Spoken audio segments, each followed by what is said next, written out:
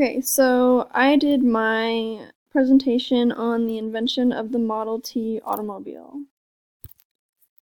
So a little bit about the history of it was that it was built by Ford Motor Company from 1908 to 1927, and it was seen as a practical form of transportation that was a low cost and it was very durable. More than 15 million models were built.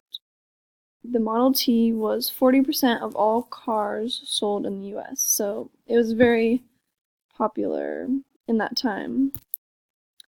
So what I thought was that the car could have an influence by creating a new image to incorporate into paintings and other art forms. And in this time, there was a lot of industrialization and new inventions, which could have also inspired the artists to have a new perspective and view when they painted that incorporated many things in the world, like the new Model T, for example.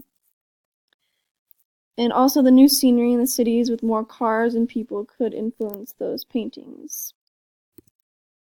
So here's just a picture of the Model T, just so you can get a visual. And that's pretty much it.